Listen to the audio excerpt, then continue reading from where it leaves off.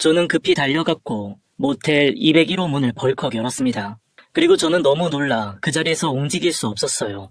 그 안에는 다름 아닌 제 아내가 있었습니다. 머리는 헝클어진 채 옷 단추도 뜯어지고 겁에 질려 웅크린 모습의 아내는 절 보고 얼른 고개를 돌리더군요.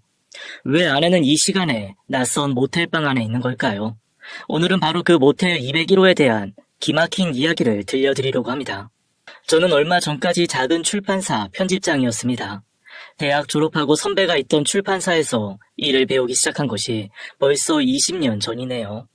어릴 적부터 책을 너무 좋아해서 평생 책에 파묻혀 살고 싶다는 꿈이 있었기에 비록 대기업에 다니는 친구들이나 전문직 친구들보다는 박봉이었지만 다양한 서적을 기획하고 출판하는 작은 출판사에 입사를 했습니다. 저는 누구보다 열심히 일을 했고 운도 잘 따라줘서 출판한 책들에 대한 반응도 좋았어요. 그런 저의 일에 아내의 내조도 한몫했습니다. 출판을 하는 날이면 서점들을 돌면서 반응도 살피고 잘 보이는 곳에 책을 놓아달라고 서점 직원에게 음료수도 돌리곤 했거든요. 여보, 이번 책 반응이 너무 좋던데? 1시간쯤 있었는데 3명이나 당신 책을 찾더라고. 내 친구도 그 책 사러 갔는데 다 팔렸다고 나중에 오라고 하더래. 다행이네. 그렇지 않아도 서점에서 부스를 더 늘려서 보내달라고 오더가 더 들어와서 지금 다시 인쇄 들어갔어. 와, 이러다 베스트셀러 되는 거 아니야? 남들처럼 좋은 옷, 좋은 화장품 한번 사서 쓰지 못하는 살림이었지만 아내는 제가 하는 일을 항상 응원해 주었고 저는 그런 아내를 보며 힘을 낼 수 있었습니다. 참 착하고 고마운 사람이었지요. 그러나 시대는 바뀌어가고 컴퓨터가 발달을 하면서 사람들이 책에서 멀어지기 시작하더군요. 어느새 출판업은 하향 산업이 되어가기 시작했고 저희 출판사도 점점 힘들어지기 시작했습니다. 최저 수량인 3,000부를 찍었는데도 팔리는 숫자는 현저히 줄어들었고 제작비와 인쇄비까지 밀리면서 여기저기서 독촉 전화가 오기 시작했고 월급도 제때 들어오기가 힘들었어요.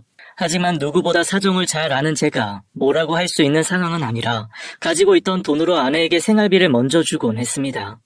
누구보다 책에 대한 애정이 있었던 저는 조금만 버티면 독자들이 다시 돌아올 거라고 했지만 이미 다른 출판사들은 모두 모바일 전용 전자책으로 사업 방향을 돌리기 시작했던 시기였습니다. 편집장님 죄송합니다. 오랫동안 함께 해주셨는데 이렇게 나아가시게 해서 너무 죄송합니다. 그렇게 해서 저는 출판사에서 권고사직을 당했습니다. 저같이 책을 들여다보던 세대보다는 트렌드를 아는 젊은 직원들이 필요한 시기였으니까요. 20년 넘게 몸바쳐 일해온 회사이지만 회사의 입장에서도 어쩔 수 없었다는 것을 너무나 잘 알아서 더는 버틸 수 없었습니다. 그럼에도 아내와 딸 생각을 하니 뭐라고 이야기해야 할지 압이 캄캄하더군요. 무엇보다 지금 우리 딸 아이가 고등학교 2학년입니다. 한참 신경 써야 할 때이고 무엇보다 여러 가지로 뒷바라지를 잘 해줘야 할 시기에 실직을 하게 되다니요.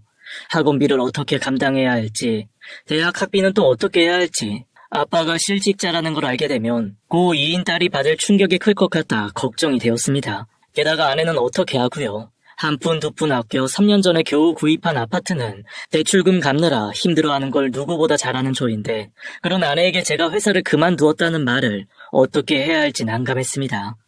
혜지 엄마한테는 말 못하겠어. 그럼 어떻게 하려고? 어차피 알게 될걸. 일단 뭐라도 다른 일을 찾아보고 그 다음에 이야기해야 할 것 같아. 어디 알아보는 곳은 있어? 다른 출판사나? 다른 곳도 다 마찬가지야. 출판사들 다들 힘들어서 사람 더 뽑는 건 상상도 못해.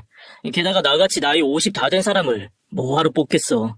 요즘 젊은 친구들이 전자책은 훨씬 잘하는데. 하긴 그렇겠네. 우리 애들만 해도 다들 핸드폰으로 책 보더라고. 그래서 도대체 뭘 하려고? 그냥 치킨집이나 할까 하고. 퇴직금 받은 거 가지고 따져보니 그 정도는 시작할 수 있겠더라고. 뭐? 치킨집 같은 소리 한다. 야, 너 장사가 얼마나 어려운데. 그러다 그나마 있던 퇴직금 싹 날린다고. 내가 아는 사람도 퇴직금 받은 걸로 치킨집 시작했다가 몽땅 날리고 지금 이혼한다고 난리야. 친구는 치킨집 이야기에 펄쩍 뛰었고 그 소리를 들으니 저도 겁이 났습니다. 그럼 어쩌냐. 이 나이에 남의 밑에 들어가서 일하기도 힘들 것 같고. 당연하지. 게다가 너같이 책만 들여다본 사람을 누가 쓰겠냐? 그렇겠지.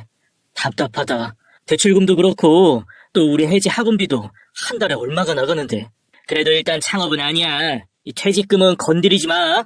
친구의 말에 전 퇴직금은 은행에 정기 예금으로 묶어두기로 하고 대신 이것저것 일자리를 알아보기로 했습니다. 뉴스에서는 사람 구하기가 힘들다고들 들었지만 막상 제가 일자리를 구하려고 하니 마땅한 일 찾는 게 정말 쉽지 않더군요. 제 나이도 나이지만 중요한 건 제가 할 줄 아는 게 너무 없다는 것입니다. 조리사 자격증 있으세요? 저희는 조리하실 분이 필요하거든요. 중장비 기사 자격증 있으신 분은 찾습니다. 보아니 한 번도 막일 안 해보신 분 같은데 괜히 이런 데서 다치기라도 하면 그동안 저는 뭘 하고 살았던 걸까요? 자격증이나 따놓을 걸 맨날 책만 붙잡고 살아온 인생. 막상 그 길이 막히고 나니 한 번에 실패한 인생이 되더군요. 당장 월급날이 다가오는데 이제 더 이상 아내에게 생활비 줄 수 없다는 사실에 더 이상 지체할 수 없었습니다. 아무래도 아내에게 이야기해야 할 것 같았어요. 그런데 여보, 아무래도 혜지 수학과에 늘려야 할 것 같아. 또? 지금 학원 다니고 있잖아. 고이잖아. 수아 엄마가 이번에 도곡동에서 가르치던 선생님을 겨우 모셔왔다고 특별히 우리 혜지 함께 넣어준대. 너무 무리하지 마. 지금 하고 있는 것도 힘든데 그러다 애 고3 되기도 전에 지칠라. 그렇지 않아도 나도 먼저 물어봤지. 그런데 지가 하고 싶다고 하더라고. 혜지가 다른 건 다 괜찮은데 수학이 늘 발목 잡는다고 속상해했잖아. 혜지가? 그래, 이제 1년도 안 남았어. 이런 기회가 없어요. 막판 스퍼트 올려야지. 그래서 과외비가 얼만데? 일주일에 2번씩 100만 원. 뭐? 아니, 뭐가 그렇게 비싸? 참 모르는 소리 한다. 그나마 둘이 해서 100이지 혼자 하면 150이야. 우리 혜지 안 한다고 하면 들어올 애들이 줄을 서 있거든. 그래도 당신 돈 때문에 그러지? 내가 다른 거 아껴 쓸게. 앞으로 1년인데 다른 건 몰라도 지가 원하는 공부는 시켜야지. 그래도 당신이 꼬박꼬박 생활비를 벌어다 주니 얼마나 다행인 줄 몰라요. 당신도 알지? 왜 혜지랑 초등학교 때부터 같이 다니던 윤주라는 애 말이야. 윤주 아빠가 비포즘 잘못 써는 바람에 월급 차압 들어오고 난리도 아닌가 봐. 윤주 그것 때문에 스트레스 받아서 성적도 뚝 떨어지고 우울증 생겨서 병원 다니고. 애들 한참 예민한 시기잖아요. 저는 더 이상 아무 말도 할 수가 없었습니다. 우리 혜지가 대학을 갈 때까지만이라도 비밀로 하고 막노동이라도 해야겠다는 생각을 했어요. 저는 매일 아침마다 출근을 한다고 집을 나섰고 주변 PC방에 앉아 구직란을 들여다보며 이력서를 넣었습니다. 출판 쪽은 아예 사람조차 구하질 않았고 구한다고 해도 전자책을 만드는 데 필요한 젊은 인력을 찾더군요. 저는 이것저것 가릴 입장이 아니라 막노동이라도 할 요량으로 찾고 있었습니다. 그러다 우연히 편의점 물류창고에서 사람을 뽑는다는 광고를 보고 지원을 하게 되었고 운 좋게 바로 다음 날부터 출근을 해도 좋다는 연락을 받았죠. 도착하니 20대부터 50대까지 다양한 사람들이 줄을 서 있더군요. 첫날이어서인지 저는 박스 접는 일을 했는데 그렇게 어렵지는 않았습니다. 매일 책만 보다가 처음으로 몸을 쓰는 단순 노동을 해보니 오히려 잡생각이 없어졌어요. 하지만 나이는 어쩔 수 없었던 것 같습니다. 왜 이렇게 끙끙 앓아요? 몸 안 좋아요? 아니, 내가 알았어? 온몸에 식은땀을 흘리고 끙끙 앓더라고. 당신 몸이 허한가? 아니야. 그냥 남자도 갱년기니까 아무래도 전보다는 힘들지. 아직도 책 나르고 하는 건 아니지? 혜지 약 지을 때 당신도 보약 한 점 먹어야겠어. 아내는 걱정스럽게 저를 바라봤고 저는 혹시라도 들킬까봐 아무렇지 않은 척을 했습니다. 그래, 난 가정이야. 이 정도는 이겨내야지. 우리 혜지 공부 하나 못 시키는 무책임한 아빠가 될 수는 없지. 어릴 적 한량같이 노는 걸 좋아하던 아버지 때문에 늘 혼자 고생하는 엄마를 보며 저는 절대 저렇게 살지 말아야겠다는 결심을 했었거든요. 다른 건 몰라도 자식 눈에 무책임한 아빠로 비춰지긴 싫었으니까요. 다양한 사람들이 모여 있었지만 다들 돈을 벌겠다는 의지만은 같았고 무엇보다 젊은 청년들이 열심히 일하는 모습에 더 열심히 하게 되었습니다. 손에 조금씩 익어가고 나름 꼼꼼하다고 칭찬을 받던 어느 날이었어요. 함께 일을 하던 청년 하나가 출근을 하지 않았고 저는 추가 수당을 받기 위해 그 청년 자리에 잔업을 신청했습니다. 그런 제 의욕이 정말 과한 것일까요? 무거운 생수 꾸러미를 들어 옮기다 그만 허리를 삐끗했고 그 자리에서 움직이질 못하겠더군요. 괜찮으세요 아저씨?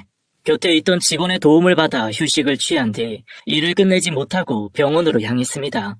뼈는 문제가 없었지만 인대가 늘어나고 디스크 증상이 있으니 당분간 무거운 짐을 드는 일은 하지 말라고 하더군요. 겨우 자리 잡았나 했는데 다시 저는 실직자가 되었습니다. 그러게 이제 나이도 있으니 책 들지 말라고 했잖아. 젊은 직원들 많은데 왜 당신이 나서길? 이 나이에 허리 다치면 평생 고생하는 거 몰라요? 아, 진짜 속상해서. 안타까워하는 아내는 제가 출판사에서 책을 들다 허리를 다친 줄만 알았고 저는 아내의 성화에 하는 수 없이 한의원으로 갔습니다. 이왕 이렇게 온 김에 당신 보약 한 제 짓자. 됐어. 침만 맞고 갈 거야. 보약은 무슨. 저는 아내의 권유를 마다하고 한의원에서 침만 맞고 나왔습니다. 나이 생각을 해야지. 이러다 쫓겨나면 받아주는 것도 없다고. 아참, 그러고 보니 이번 달 생활비 안 들어왔던데. 맞다. 내가 깜빡했네. 집에 가서 넣어줄게. 솔직히 알고 있었지만 좀 모자라서 빌리려고 하는 중이었어요. 저는 여기저기 아는 지인들의 연락처를 보면서 돈이 있을 만한 친구 찾기에 나섰습니다. 돈을 빌려보신 분이면 누구나 아시겠지만 돈 이야기하는 것이 세상 어떤 것보다 참 어렵습니다. 그래. 잘 지내지? 다른 게 아니라 뭐 하나 부탁할 게 있어서. 혹시 돈 좀... 그래. 몰랐네. 네가 이것저것 신경 쓸 게 많겠다. 그래. 어머님 얼른 나으시길 바랄게. 그렇지. 다들 주식 때문에 난리구나. 야, 이혼이 쉽냐? 괜한 생각 말고 다음에 내가 술 한잔 살게. 여기저기 어렵게 전화를 했지만 결국 이야기도 꺼내기 전 죽는 소리부터 합니다. 나뿐 아니라 다들 힘든 거겠죠. 하는 수 없이 정기 예금을 깨려고 은행으로 가던 도중에 친구 창식이한테 연락이 왔습니다. 야, 내 여기저기 돈 빌려달라고 전화한다며? 누가 그래? 누가 그러긴. 에이그. 다들 마누라한테 붙잡혀서 하루하루 차비만 받아서 쓰는 애들한테 무슨 돈이 있다고? 얼마 필요한데? 됐어. 너한테는 지난번에도 내가 빌린 돈 못 갚았는데 내가 알아서 할게. 그냥 정기예금 한 거 찾으면 돼. 내가 그건 건드리지 말라고 했지. 난 지금 당장 필요한 거 아니고 천천히 갚아도 되니까 다른 데 손 벌리지 마. 뒤에서 쓸데없는 소리들 하고 다닌다니까. 친구 창식이는 고등학교 동창입니다. 공부는 좀 못했지만 워낙 의리가 있는 친구였죠. 창식이는 바로 입금을 해주었고 그 덕에 아내에게 일단 생활비를 줄 수 있었습니다. 그러나 다음 달도 이렇게 할 수는 없었기에 저는 더 열심히 일을 찾았어요. 그러던 중 구인 광고에서 우연히 제가 할 만한 일을 찾게 되었습니다. 집에서도 많이 멀지 않은 곳에 있는 모텔이었는데 청소와 관리 업무를 하는 것이었습니다. 모텔은 객실도 100여 개가 넘었고 나름 깨끗하게 관리되고 있는 제법 큰 곳이었어요. 어차피 객실은 아주머니 한 분 맡아서 청소를 하고 계십니다. 객실에서 나오는 쓰레기 정리하시고 복도 청소해 주시면 돼요. 어려운 일은 아니지만 손님들에게 불편함 없도록 주의해 주세요. 예, 열심히 하겠습니다. 사장은 내 또래로 보였어요. 제 나이에 이렇게 큰 모텔 경영하는 사장을 보니 새삼 제 자신이 초라해 보이더군요. 열심히 살았다고 생각했는데 왜 지금 이러고 있는지 저도 이해가 되질 않았으니까요. 하지만 어렵게 구한 일자리인 만큼 이번에는 꼭 끝까지 버텨야 합니다. 참, 한 가지 주의하실 게 있습니다. 2층 맨 끝방인 201호는 절대 열면 안 됩니다. 예. 명심하겠습니다. 궁금하긴 했지만 창고처럼 쓰이나 생각을 해서 더는 묻지 않았습니다. 주어진 일만 열심히 하면 되는 거니까요. 그렇게 저는 그 모텔에서 일을 시작하게 되었습니다. 월급도 생각보다 많았고 몸을 크게 쓰는 것도 없어 어렵지 않을 것 같았죠. 이곳에 오시는 고객들은 누구의 방해받지 않고 휴식을 취하러 오시는 겁니다. 그러니 저희가 해야 할 일은 최대한 그분들이 편히 쉴 수 있도록 그분들의 프라이버시를 최대한 지켜드리는 것입니다. 봐도 모르는 척, 들어도 못 들은 척 해주시고 어떠한 순간에도 고객에 대한 비밀을 외부로 발설해서는 안 됩니다.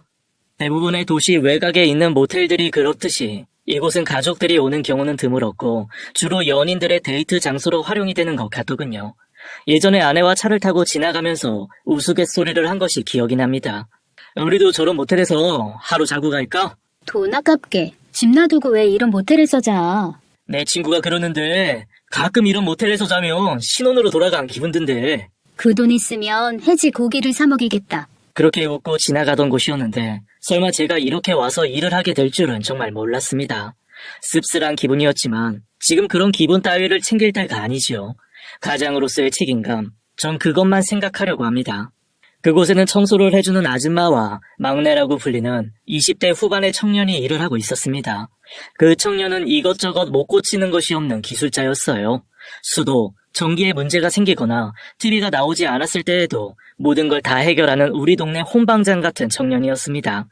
저는 망치질을 한 번도 제대로 못 해봤는데 척척 해결해내는 걸 보니 대단하게만 느껴지더군요. 아줌마는 60이 훌쩍 넘어 보이셨지만 무거운 침대 매트리스를 혼자 번쩍 들고 커버를 씌울 정도로 힘이 좋아 보였습니다.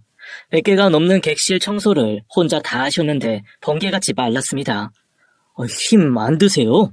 힘 안 드는 일이 어딨어요. 먹고 살려고 하는 거지. 근데 김 씨는 뭐 하던 분이유? 이런 일은 처음인 것 같은데.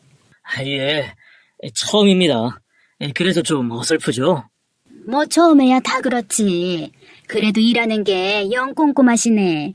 학교 선생님이나 공무원 뭐 이런 거 하셨나? 책 만드는 일을 했습니다. 역시 맞구먼. 훌륭한 일을 하셨네요. 책 읽는 것도 힘든데 그걸 또 만들다니 대단하셔. 예, 뭐.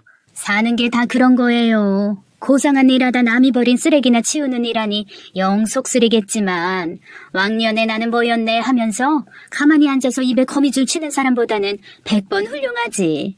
예. 우리 남편 이야기하는 거야. 개뿔 가진 것도 없으면서 평생 놀고 먹는 것밖에는 몰라요. 돈 벌 생각은 하질 않으니까. 내가 보고 있으면 천불이 나서 이렇게 나오는 거예요. 자식은? 예. 딸 하나 있습니다. 고2예요. 한참 돈 들어갈 때네. 예. 안 사람은 여기서 일하고 있는 거 알아요? 아니요. 그냥 아직 말 못했습니다. 안 사람이 남편 하나는 제대로 뒀네. 이게 가장이지, 가장이야. 거침없이 내뱉는 아주머니의 말에 저도 갑자기 힘이 솟았어요. 참 사람 말이라는 게 다르고 다르다고 배운 건 많지 않아도 누군가에게 힘이 되는 말을 할 줄 아는 아주머니 같았습니다. 배움은 책에만 있는 게 아닌가 봅니다. 아마 아주머니 남편도 우리 아버지 같은 사람인가 보네요. 솔직히 책임감 아니면 당장이라도 그만두고 싶은 것도 사실입니다. 아파트 복도에 떨어진 쓰레기도 주워본 적 없는 저인데 알지도 못하는 사람들이 버리고 간 쓰레기를 모아서 버리는 게 제 직업이 되다 보니 내용물을 그대로 둔 채 무심코 버리던 커피캔 하나에도 반성이 되더군요.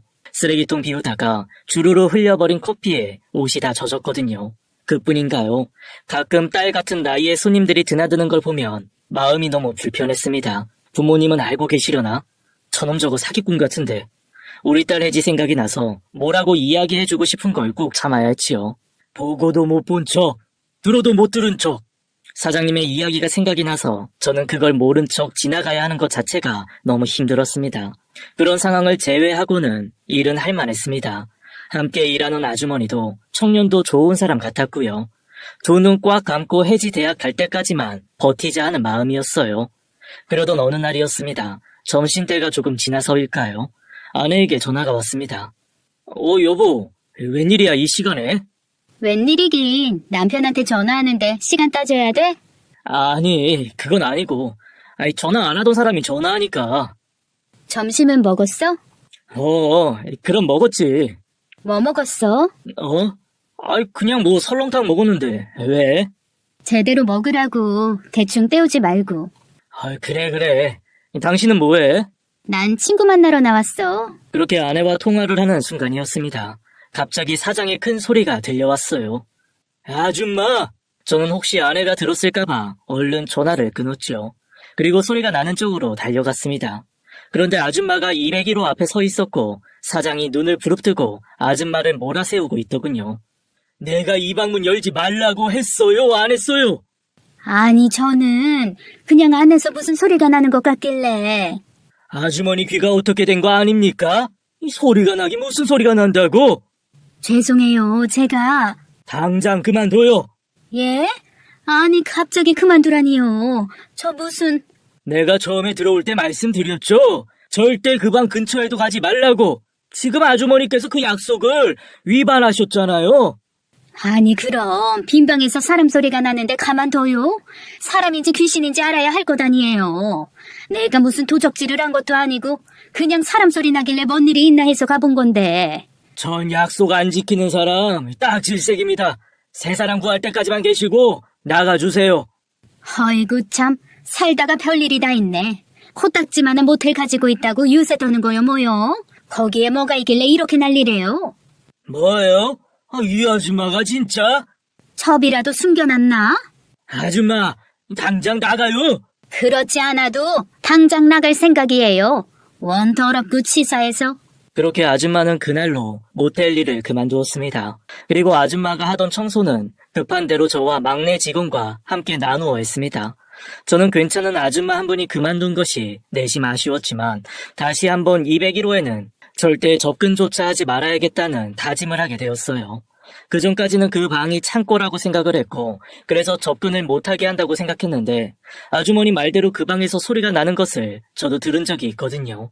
사장님께 이야기할까 했는데 아줌마를 보니 그 말을 하지 않았던 것이 참 잘한 일이라 생각되었습니다. 여자겠지 뭐겠냐. 그 정도 돈 있고 모텔 가진 사장이 내 여자 없겠어? 결혼했다는데. 아이고 이래서 문제야. 책만 본 놈들은. 당연히 했겠지. 했으니까 숨겨놓겠지. 그렇겠구나. 어쩐지 평소에는 사람 괜찮던데 201호에 대해선 과민하게 반응을 하더라고. 너도 조심해. 괜히 얼쩡거리다 쫓겨날라. 그럼 걱정 마. 우리 혜지 대학 갈 때까지는 거기서 버텨야 해. 재수 씨는 아직 눈치 못 챘고. 뭐 출퇴근 시간도 비슷하고 거기서 끝나면 샤워하고 양복 갈아입고 오니까 눈치 못 챌 거야. 그래도 조심해라. 여자들 촉은 진짜 무서워. 그래야지. 장식이 말대로 저는 예전 출근 시간에 맞춰서 나갔고 퇴근 시간에 맞춰 들어왔죠. 출판사에 비해 오히려 야근은 없었습니다. 요즘 인쇄 감리도 밑에 사람들이 하고 나이가 있다고 대우해주는 건지 야근도 못하게 하더라고. 묻지도 않은 걸 괜히 혼자 찔려서 이런저런 변명을 하고 있는 제가 참 우스웠습니다. 다행히 아내는 거기에 대해 별 이야기가 없었어요. 아침부터 웬 갈비탕이야? 전복도 들었네? 응, 전복이 보양식에는 최고잖아. 혜지도 그렇고 아침 잘 챙겨 먹어야지. 전에는 미숫가루 한 점 타주더니 혜지 덕에 내가 호강하네. 늙어서 내가 고생 안 하려고 그런다. 몸이라도 성해야지. 걱정 마. 내가 당신 보내놓고 갈 테니까. 웃겨 진짜. 대놓고 먼저 보낸단다. 왜? 나 보내놓고 새장가 가게? 다행히 아내는 눈치를 못 챘지만 계속 아내를 속이고 있다는 생각에 마음이 편하지는 않았습니다. 구인광고 내놨는데 아줌마가 쉽게 구해지지 않네요. 당분간 청소업체에서 와서 빨래랑 청소할 겁니다. 그래도 커버 씌우고 정리하는 일을 좀 도와주셔야 할 것 같아요. 예, 사장님. 참 그리고 이따가 마트에 가셔서 복숭아 좀 사다 주세요. 예? 복숭아요? 제가 오늘 세무서 다녀와야 하는데 늦으면 마트가 문을 닫거든요. 사장이 갑자기 복숭아를 사오라고 해서 저는 좀 당황했는데 갑자기 그때 아줌마 말이 기억이 났습니다. 갑자기 복숭아를 사오라는 거야. 복숭아 철도 아닌데. 그래서 어렵게 구해오긴 했는데 내가 얼핏 보니 201호에 가지고 들어가더라고. 보통 복숭아는 임신하면 먹는데. 그렇다면 정말 201호에 누군가 임신을 한 여자가 있다는 건지 좀 마트에 복숭아를 사러 갔습니다. K모텔에서 오셨구나. 사장님이 찾으시는 거 여기 있어요. 백두. 크고 탐스러워 보이는 복숭아를 내미는 슈퍼마켓 주인. 누가 복숭아를 엄청 좋아하시나 봐요. 매번 찾으시는 거 보면. 예. 복숭아를 사서 돌아온 저는 점점 201호의 정체가 궁금해졌습니다. 정말 창식이 말대로 이 사장의 애인이라도 있는 걸까요? 제가 퇴근하고 나면 밖으로 나오는 건지 전 본 적이 한 번도 없었는데 가끔씩 복숭아를 사가지고 사장이 들어간다는 이야기만 들었습니다. 무엇보다 저는 사장의 표정을 보면서 참 의아한 게 있었어요. 제가 이 정도 재력을 가진 사람이라면 돈 걱정 없이 편할 것 같았는데 사장은 무표정하고 말수도 적고 순간순간 우울해 보이기까지 했으니까요. 돈만 있다고 모두 행복한 건 아닌가 봅니다. 사장님 가족들은 안 계세요? 다들 미국에 있을걸요? 애들이 거기서 공부를 한다고 해서 미국 보냈는데 사모님 애들 곁에 같이 계신다고 가셨대요. 참 부모 잘 만나서 자기들 가고 싶은 곳에 가서 하고 싶은 공부하고 쓰고 싶은 돈 팡팡 쓰고 부럽네요. 저는 대학 가려다 아버지가 다니던 회사가 부도가 나는 바람에 대학 포기했는데 말이에요. 이래서 다 금수저니 흙수저니 하나 봐요. 갑자기 막내 직원의 말에 아찔하더군요. 나중에 우리 혜지가 아빠 원망이라도 하면 어쩌나고요. 아버지 마음이 오죽하셨을까요? 자식한테 잘하고 싶은 부모 마음은 다 똑같은데 솔직히 우리 사장님이 돈 많으실 줄은 몰라도 가족들하고 이렇게 떨어져 사는 게 얼마나 외로운 일인데. 외롭다니요. 우리 사장님 하나도 안 외로워요. 오신 지 얼마 안 되셔서 모르시나 본데 201호에 왜 못 들어가는지 아세요? 아니, 왜? 여자가 있어요. 바로 201호에. 에? 그게 무슨... 우리도 본 적은 없는데 거기서 소리 들었다는 사람이 한두 사람이 아니에요. 객실 손님까지 항의 들어온 적 있다니까요. 밤에 귀신 소리 난다고. 그럼 진짜 직원들 소문대로 사장의 애인이 201호에 숨어있는 게 맞는 걸까요? 그런데 그 애인의 정체를 알게 된 건 그 후로도 꽤 지난 어느 날이었습니다. 그날은 첫 월급날이었고 저는 값진 노동의 대가를 받았어요. 출판사와는 또 다른 기분이랄까요? 수고하셨어요. 지난번 아주머니 그만두시고 청소도 도와주셔서 돈 좀 더 넣었습니다. 감사합니다, 사장님. 저는 첫 월급을 타고 나니 발걸음이 너무 가벼웠습니다.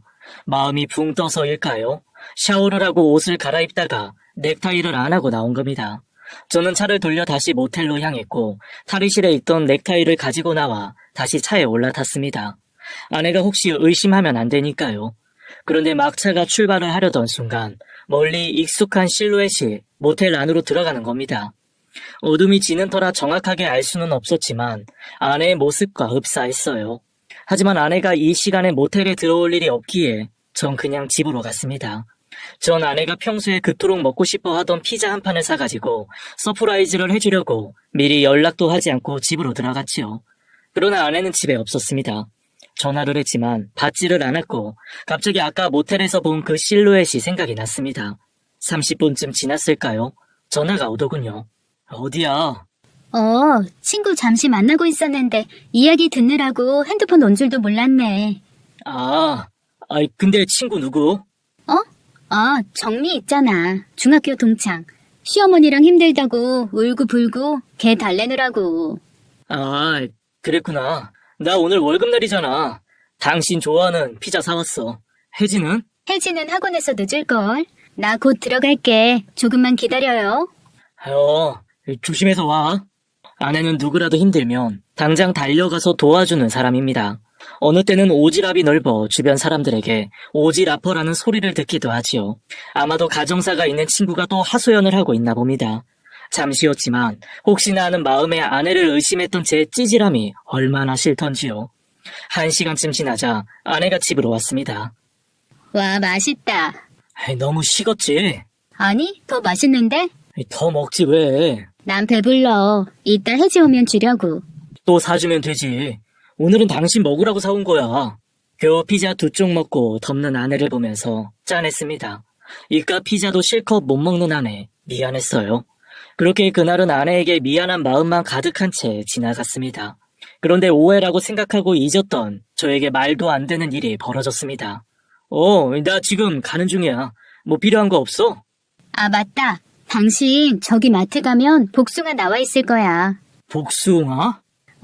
제일 비싸고 좋은 걸로 한 5개만 사다 줘. 평소 거들떠 보지도 않던 복숭아를 갑자기 찾는 아내가 이상했지만 별 생각 없이 저는 마트에서 복숭아를 사가지고 갔죠. 당신 복숭아 잘 안 먹잖아. 예전에 복숭아 벌레 보고 기겁해서. 내가 먹을 거 아니고. 그럼 나? 난 알러지 있는데. 아니, 내가 아는 분이 복숭아를 무지 좋아하는데 병에다 손질해서 재워두면 드시기 편할 것 같아서. 누구? 요양병원에 계신 분. 당신 아직도 요양병원 봉사 나가? 아니, 오늘만. 아는 보호사 언니가 부탁을 해서. 아내는 치매 시아버지를 위해 요양보호사 자격증까지 딴 열혈 며느리입니다. 아버지가 돌아가시기 전까지 아버지 곁에서 열심히 간호를 했던 참 고마운 사람이죠. 아버지 돌아가시고 혜지 공부 뒷바라지로 몇 년 쉬었는데 다시 시작한 모양입니다. 그래도 조심해. 노인들이라도 눕히고 일으킬 때 힘들잖아. 당신도 나이 생각해야지. 그래, 걱정 마요. 할머니가 어찌나 복숭아를 좋아하시는지. 밥은 입에도 안 대시면서 복숭아라면 하나를 다 드시더라고. 그렇게 아내는 복숭아를 정성스럽게 잘라 예쁜 병에 담더군요. 전에도 아버지가 약식을 좋아하신다고 매번 직접 만들었던 아내입니다. 그 생각을 하니 새삼스럽게 아내에게 미안하고 고마운 생각이 드네요. 여보, 누워 계신 어르신들도 자식이 오는 날이면 아침부터 얼마나 행복해 보이는 줄 알아? 오랫동안 안 오는 자식 기다리는 어르신들은 밥도 잘 안 드시고 기운도 더 없고. 다들 젊은 시절에는 사회에서 열심히 살던 분들인데 우리 미래를 보는 것 같아서 난 짠해. 그래. 우리 아버지, 어머니는 당신 덕에 참 행복하게 사시다 가셨는데. 당신도 너무 스트레스 받지 말고 힘들면 그만둬도 돼. 갑자기 무슨 소리야. 혜지 대학 갈 때까지는 열심히 할 거야. 참 착한 아내입니다. 저는 그런 아내를 보며 더 열심히 일을 해야겠다는 생각을 했어요. 그로부터 3일이 지난 어느 날입니다. 참, 사장님이 출근하시면 방으로 좀 오라고 하시던데요. 그날 제가 그 사장님 방에만 들어가지 않았어도 후회할 일이 생기지 않았을 겁니다. 사장님 방은 모텔방 2개 크기였고 한쪽에서는 사물을 보고 한쪽에는 침실이 있었어요. 저 부르셨습니까, 사장님? 예, 앉으세요. 저는 속으로 또 그만두라고 하면 어쩌나 걱정이 되었습니다. 그동안 일하시는 것 보니 꼼꼼하시고 책임감 있게 해주시더군요. 말도 없으시고. 사실 제가 그동안 여러 사람 써봤지만 항상 문제는 남 일에 신경 쓰고 간섭해서 생기는 일이라. 지난번 아주머님도 일도 잘하시고 성실하신 분이지만 제가 아주 싫어하는 행동을 해서 내보낼 수밖에 없었습니다. 저는 사장님 왜 이렇게 장황하게 설명을 하나 궁금했습니다.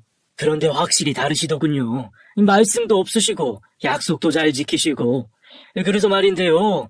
앞으로 여자분 한 분이 올 겁니다. 봐도 못 본 척 지나가 주시고 아무것도 묻지 말아주세요. 예, 어떤 룸을 열어놓을까요? 신경 안 쓰셔도 됩니다. 201호로 방문할 겁니다. 예? 201호라고 말씀하셨나요? 예, 맞습니다. 약속 지켜주실 거란 믿습니다. 예, 사장님. 인사를 하고 사장님 방에 밖으로 나오려는 그 순간 제 눈에 들어온 무언가가 있었어요. 그리고 저는 잠시 제 눈을 의심했습니다. 그건 며칠 전 아내가 복숭아를 설탕에 절여 놓았던 바로 그 유리병이었으니까요. 그게 왜 여기에 있는 건지 전 알 수가 없었지만 분명 아내가 묶어놓은 핑크 리본까지 같은 것이었습니다. 그 순간 저는 머릿속이 하얘졌습니다. 그때 잠시 보았던 실루엣이 정말 아내였던 것일까요?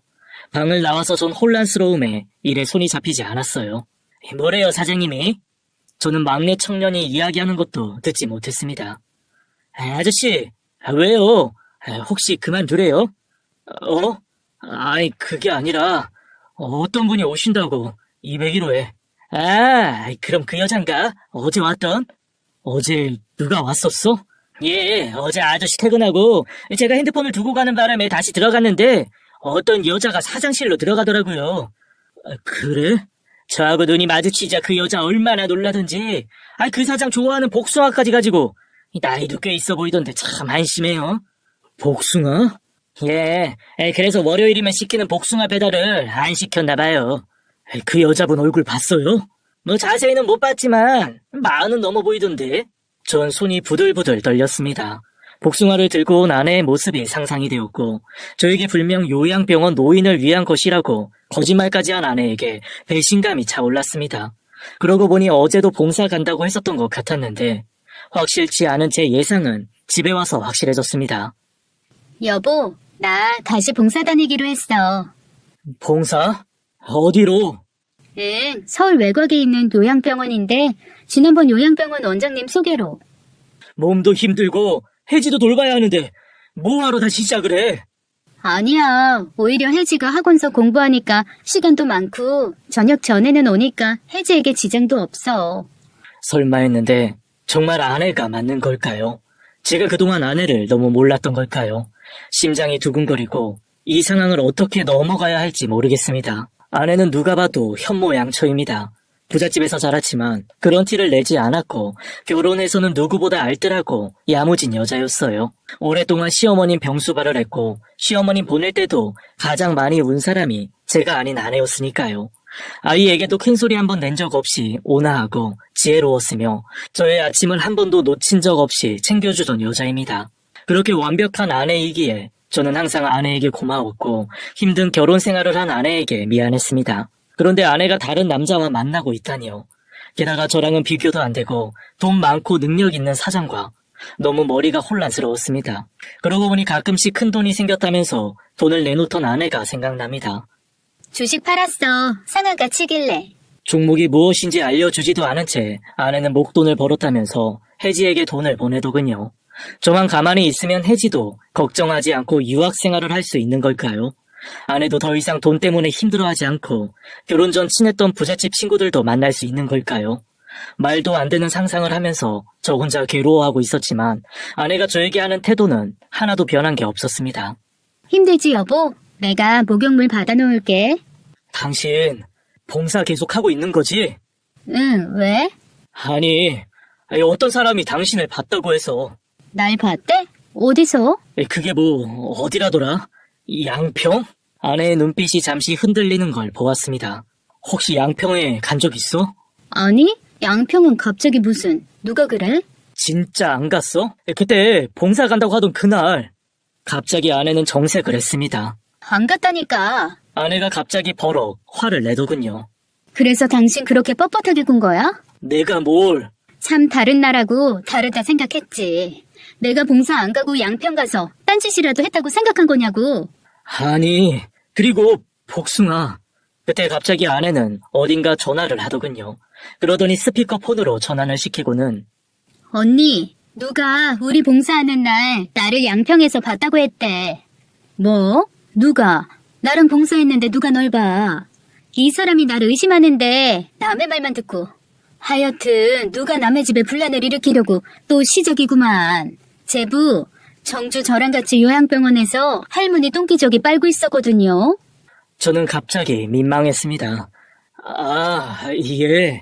의심할 사람을 의심해야지. 정주가 어떤 애인 줄 누구보다 잘 아는 사람이. 의심한 거 아닙니다. 그냥 물어본 건데. 그렇게 아내 선배와의 전화는 끝이 났습니다. 뭘 또 선배한테까지 전화를 하고 그래. 난 그냥 누가 받아길래 그냥 물어본 건데. 내가 당신을 몰라? 눈동자 흔들리면서 눈도 못 마주치고 내가 바람이라도 필까봐? 그래, 당신 바람 필까봐. 돈 많은 남자 만나서. 애초에 그랬으면 당신같이 촌스럽고 가난한 사람하고 결혼을 안 했지. 미안해. 내가 요즘 좀 예민했나 봐. 그렇게 이야기를 정리를 했지만 저는 그날 밤 한숨도 잘 수가 없었습니다. 아내 역시 잠을 못 이루는 듯 뒤척이고 있더군요. 그리고 바로 그날이 왔습니다. 모텔에 도착한 저는 다른 날과 다름없이 객실 청소 상태를 점검했고 복도에 있는 쓰레기들을 수거했습니다. 그때 멀리서 사장님 차 한 대가 도착을 했어요. 사장님의 전용 주차장은 객실과 바로 연결되어 제가 확인할 수가 없었습니다. 그렇게 오전이 지나가는가 했고 저는 혹시나 하는 마음에 아내에게 연락을 했습니다. 그러나 전화는 꺼져 있더군요. 오늘 아침 봉사를 가는 날이라고 저보다 더 일찍 나갔습니다. 봉사 중인 거겠죠. 저는 마음을 애써 다잡고 사무실에서 객실 현황을 파악하고 있었습니다. 201호 앞에 가까이 가자 문이라도 열어보고 싶었어요. 진짜 아내가 들어와 있는 건지 확인하고 싶은 제 마음은 너무 당연한 것 아닐까요? 사장님 아지트죠 201호. 여자들 열어 눌렸던 저도 몇 번 봤다니까요. 울면서 나오는데 사장님이 뒤따라가서 봉투 쥐어주며 달래는 거 다들 딱 봐도 유부녀던데 이 가족들은 알고 있는지. 막내 직원이 했던 말이 계속 머릿속에 남아있었지만 제 일을 집중하겠다는 생각으로 2층에서 내려와 분리수거장으로 일부러 자리를 옮겼습니다. 그때였습니다.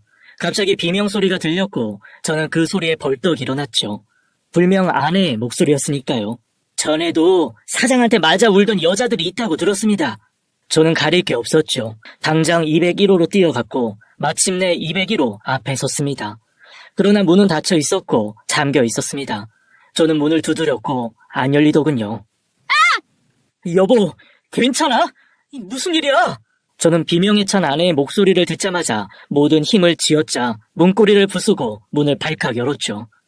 여보, 당신 괜찮아? 아내는 머리를 쥐어잡히고 있었는데 그 머리를 잡고 있던 사람은 할머니였습니다. 여보, 당신이 어떻게 여길... 당신 어떻게 된 거야? 왜 여기 있어? 할머니 이거 놓으세요. 저는 할머니를 강하게 떼어냈고 아내는 오히려 할머니가 넘어질까봐 손으로 보호했습니다. 도대체 어떻게 된 거냐고. 이 할머니는 누구고 왜 201호에 당신이 있느냐고. 미안해, 여보. 그게... 그때 뛰어온 사장. 어머니 진짜 왜 이러세요? 어머니? 저 할머니는 치매에 걸린 사장의 엄마였습니다. 회장은 보기와 달리 엄청난 효자였고 효자 아들은 어머니가 치매에 걸리자 집으로 어머니를 모셨는데 견디지 못한 아내가 미국으로 떠나버리고 결국 사장 혼자 어머니 곁에 있었던 거죠. 워낙 괴팍하고 종잡을 수 없는 어머니를 201호에 모셔놓고 지내다가 우연히 데이케어 센터에서 제 아내를 만났다고 하네요. 사장은 아내가 워낙 노인들을 잘 돌본다는 소리에 일주일에 2번씩 간병인으로 고용했던 겁니다. 그동안도 가끔씩 간병인을 고용해서 201호에서 함께 지내게 했지만 사장 어머니의 괴팍함 때문에 매를 맞거나 힘들어서 그만두게 된 것입니다. 막내 직원이 보았던 것도 어머니의 행패에 눈물을 보이고 그만둔 간병인이었던 것입니다. 아내는 사실 제가 회사에서 실직 상태인 것을 알고 있었다고 합니다. 당신하고 점심을 먹으려고 연락을 했는데 연락이 안 되더라고. 그냥 돌아오려 했는데 그때 함께 일했던 직원을 만난 거예요. 사모님, 오랜만에 뵈어요. 편집장님 잘 지내시죠? 그렇게 아내는 제가 권고사직으로 그만두게 된 것을 알게 되었고 나의 점심을 걱정하며 전화를 했던 날이 바로 그날이었답니다.